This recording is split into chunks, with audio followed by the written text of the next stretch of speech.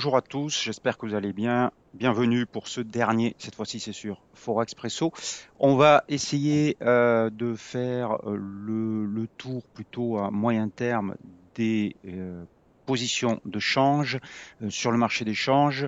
Euh, on va d'abord regarder le calendrier économique. Il est ici. Alors attendez. Je l'ai perdu. Voilà. Donc avec le PMI manufacturier cet après-midi, mais en fait, le gros sujet, c'était hier le chiffre de l'inflation aux États-Unis qui est ressorti beaucoup plus fort qu'attendu et qui a provoqué des turbulences, des tumultes sur les marchés, avec notamment une hausse à nouveau du dollar, puisque bien sûr la hausse de l'inflation a entraîné une hausse des taux sur des anticipations de hausse de taux sur les États-Unis, aux États-Unis, qui maintenant, les marchés monétaires pricent maintenant une hausse à 100% sur de 75 points de base pour la prochaine réunion et même 30% de probabilité d'une hausse plus spectaculaire de 100 points de base. Pour info, ces anticipations étaient à 0% avant le chiffre. Voilà donc des tensions à la hausse sur les taux qui entraînent une hausse sur les taux américains qui entraînent une hausse sur le dollar. On va voir ça tout de suite en graphique, mais avant ça, l'avertissement sur les risques.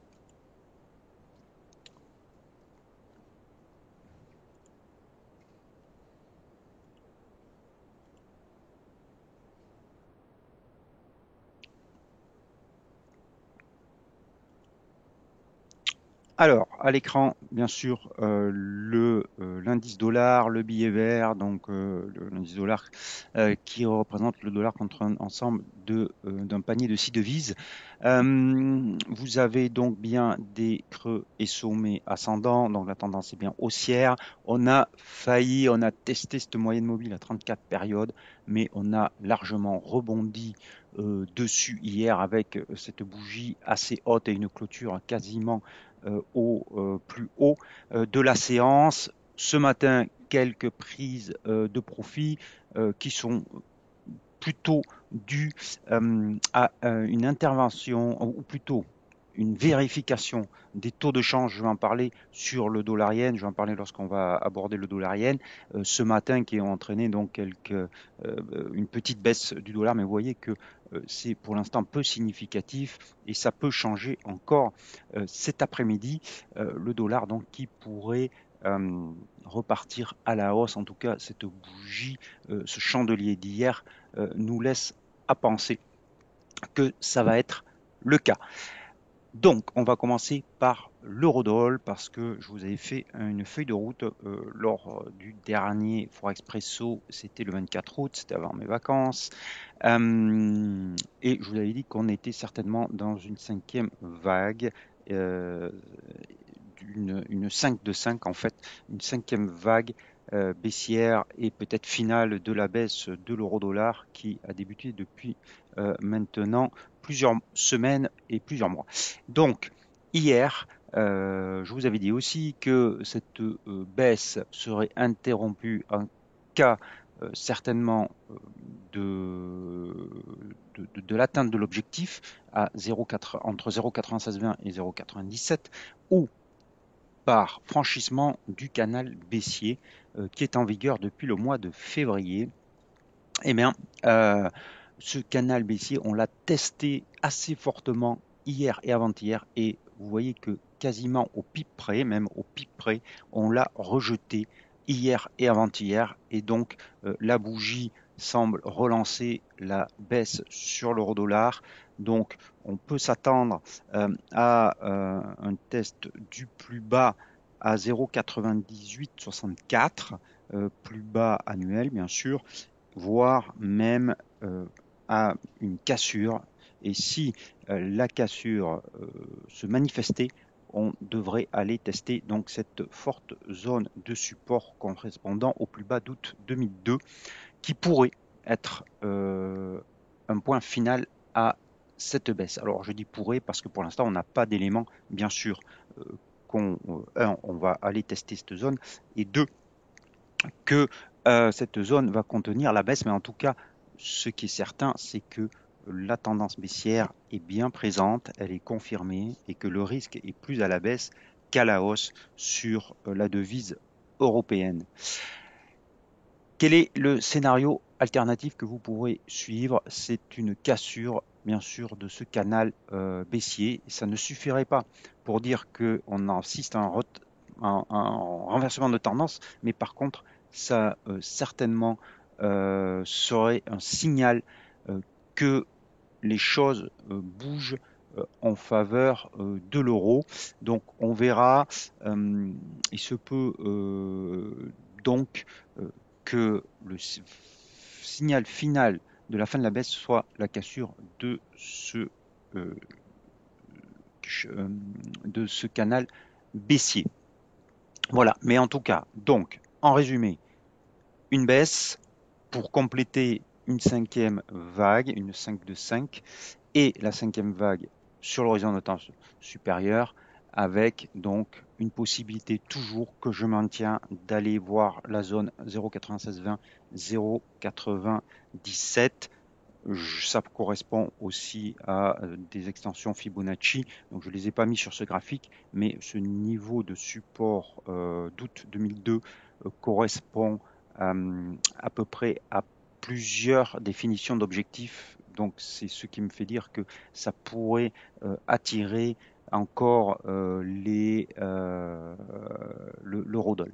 Voilà, donc sur l'eurodoll. Alors bien sûr sur le câble, on est sur un schéma très similaire, hein, puisque les deux devises européennes, si je puis dire, sont extrêmement liées, notamment sont très pénalisées par la guerre en Ukraine via la crise énergétique. Donc le câble est aussi dans une situation délicate. Il a été plus faible puisqu'il a rejoint un support à 1,1412.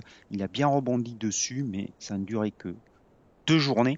Et hier, on a bien sûr cette longue mèche, bougie, chandelier baissier qui relance la baisse. Donc maintenant, le tout est de savoir est-ce que ce support correspondant à mars 2020 va tenir ou pas à 1,1412. Si ce n'était pas le cas, on pourrait aller bien plus bas. Et on aurait comme objectif plutôt un 10 sur le câble, puisque vous voyez que ça fait des mois, des semaines qu'on n'a pas vu de tel niveau euh, sur le câble. Donc un 10, si jamais un 14, 12 cède, c'est pas impossible. Euh, le décompte Elotis nous dit que là aussi on est dans une cinquième vague, que cette vague pourrait être terminée. Et comment peut-on le savoir? Eh ben, ça sera en cas de dépassement. C'est assez simple finalement de cette droite de polarité qui est à 1,1760 et qui correspond quasiment au point le plus haut d'hier qui était à 1,1740. Donc si on venait à franchir 1,1740 à la hausse ou 1,1760, cette zone donc 1,1740, 1,1760 qui correspond aussi bientôt au passage de la moyenne mobile à 34 périodes, on aurait certainement un signal haussier au moins de court terme, au moins d'une correction plus ample. Mais en attendant cela, on reste sur un schéma baissier et on surveillera un 14-12 à la baisse pour éventuellement aller plus bas. Donc, je vous ai dit qu'on allait faire les principales devises. On va aller voir l'OSCI dollar. Alors, l'OSCI dollar, c'est intéressant parce que euh, il est plus fort que les devises européennes. Alors, quand je dis devises européennes, j'inclus, même si ça peut être débattu, la livre. Mais l'OSCI, il est plus fort parce que, bien sûr, il est loin du conflit ukrainien, il n'est pas impacté par la crise énergétique. Simplement, c'est une des devises les plus sensibles au risque, et donc, comme vous l'avez vu hier sur les marchés actions, le risque est revenu au centre des débats. Vous avez bien sûr cette longue bougie baissière, on a un support légèrement ascendant sur 0,67 actuellement 5 0,6690, pardon. On a rebondi dessus ce matin, mais vous voyez que pour l'instant, on a juste contenu la baisse, mais on n'a pas vraiment d'indication qu'on va avoir droit à un rebond. Donc on verra dans les prochains jours si la devise ce soir clôture comme ça, mais il y a encore tous les États-Unis, donc ça m'étonnerait, mais bon, ça pourrait. Et que après vous voyez une bougie verte qui vient dépasser la moitié de euh, du chandelier d'hier, on pourrait avoir un rebond qui va tester euh, cette oblique descendante. Ceci étant, la tendance est baissière, on est dans une sorte de triangle euh, qui fait office de consolidation. Donc vous avez maintenant deux scénarios possibles. Un, la cassure de ce support à surveiller et qui pourrait entraîner l'aussi plus bas. Sinon, un rebond vers la borne haute de ce triangle et donc ensuite un retour sur la borne basse. Donc deux scénarios sur l'OSI, une consolidation au sein d'un triangle ou la cassure du triangle et dans ce cas-là on irait plus bas. Pour l'instant le chandelier d'hier laisse à penser que c'est plutôt vers une cassure qu'on se dirige vers le bas, mais tant qu'on n'avons pas la confirmation des prix, il est trop tôt pour l'anticiper. Et donc je vais vous parler du dollar yen parce que c'est intéressant ce qui s'est passé sur le dollar yen. Donc je vais m'attarder un petit peu pour vous expliquer un petit peu quelques fondements de la politique monétaire et la politique d'échange. Donc le dollar yen, il a extrêmement, ou le yen a extrêmement baissé. Il a subi la hausse des taux aux États-Unis puisque, comme je l'ai expliqué dans ces vidéos, le différentiel de taux entre le Japon, qui a des taux proches de zéro, et les États-Unis, qui voient ces taux augmenter, est très défavorable au yen. Donc le yen baisse. Et effectivement, c'est assez spectaculaire puisqu'on est passé quand même de début, on va prendre 2022 pour pas aller trop loin, mais de début 2022, on est passé de 113 à 143, 30 figures de hausse, donc c'est très important. Alors cette hausse du dollar yen, cette faiblesse du yen ne plaît pas du tout aux autorités japonaises qui se sont manifestées, inquiétées à plusieurs reprises sur les marchés en disant que ce n'était pas acceptable, en tout cas pas à ce rythme-là.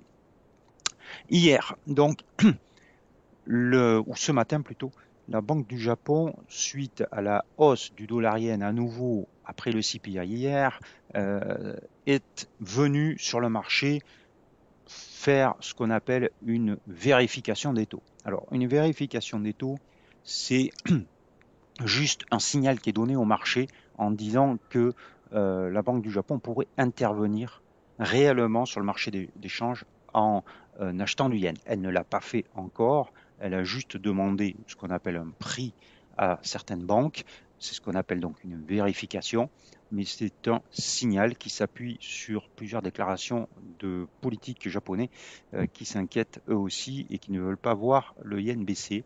Donc ça suffit à mettre en garde certaines positions longues, à certains traders qui étaient longs dollar yen et qui ont soldé quelques positions, d'où la baisse du dollar yen. Alors qu'est-ce qui peut arriver maintenant?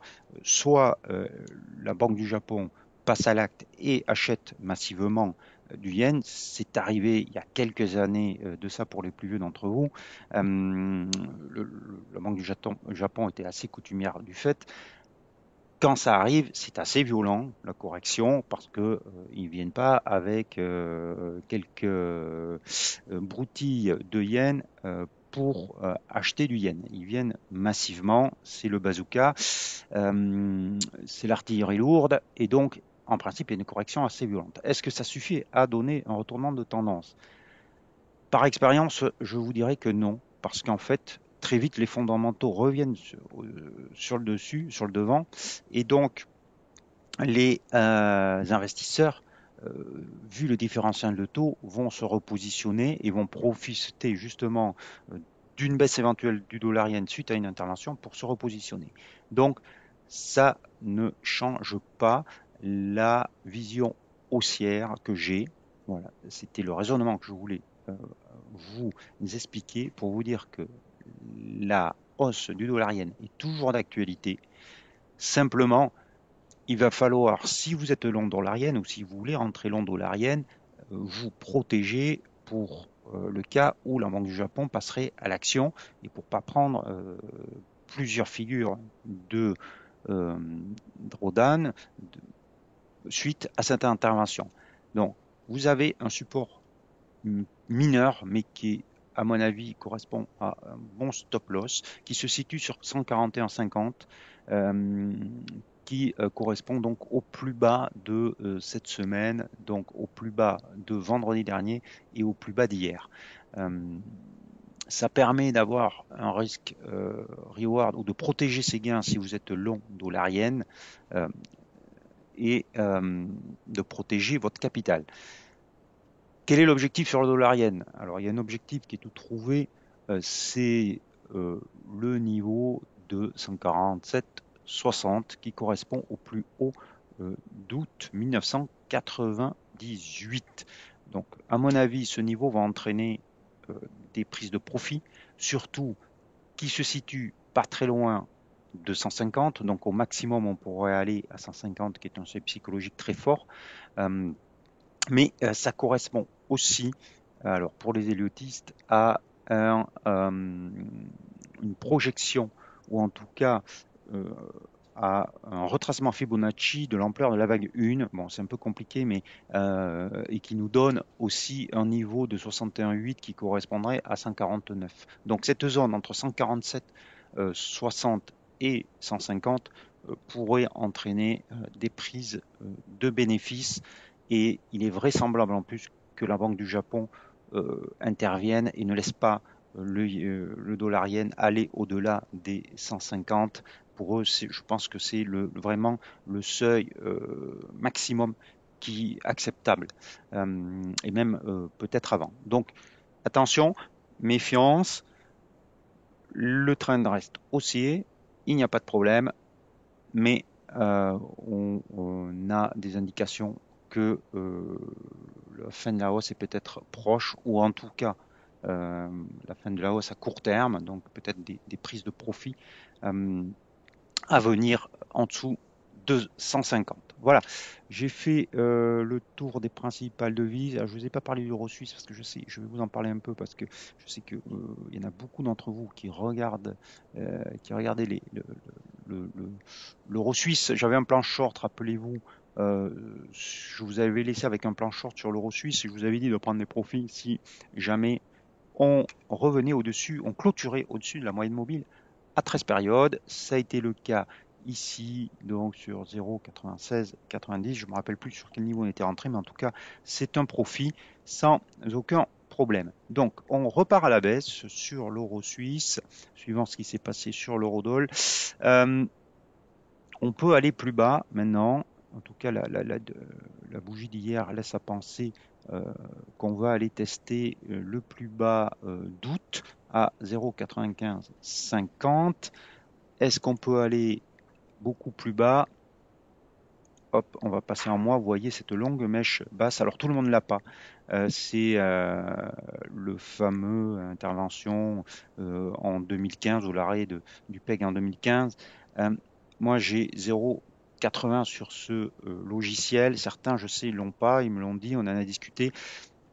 Donc maintenant, ce qu'il faut plutôt regarder sur l'euro suisse, c'est les seuils psychologiques. Donc déjà 0,90 si jamais 0,95 ou le plus bas d'août venait à céder, ça aurait un objectif assez cohérent. Attention quand même, on est sur des niveaux qui risquent quand même d'entraîner des acheteurs sur l'euro. Ça risque de dépendre aussi de nouvelles concernant la crise énergétique. Il est évident que si Vladimir Poutine lâche un peu de lest sur le front de l'approvisionnement en gaz et en pétrole envers l'Europe, il peut avoir une hausse de l'euro à court terme. Voilà ce que je pouvais vous dire pour cette dernière. Je reviens parmi vous pour vous dire au revoir. J'espère que vous avez apprécié ces vidéos. J'étais ravi de les présenter pour vous. J'ai toujours mon compte Twitter. Professionnellement, je ne sais pas encore ce qui va advenir. Peut-être que je vais faire autre chose en restant sur les marchés, mais faire autre chose, je ne sais pas encore. Voilà. Donc, merci à tous, vraiment, de votre participation aussi dans les échanges via les chats sur les messages sur la chaîne YouTube. Vous pouvez continuer. Je crois que DailyFX va la couper, mais je ne sais pas quand. Donc, si d'ici la fin de la journée ou demain matin, vous avez des messages, n'hésitez pas, j'essaierai d'y répondre ou contactez-moi via mon compte Twitter qui s'affiche en haut de l'écran. Merci, bon trade à tous, n'oubliez pas vos stop loss. Ciao, ciao.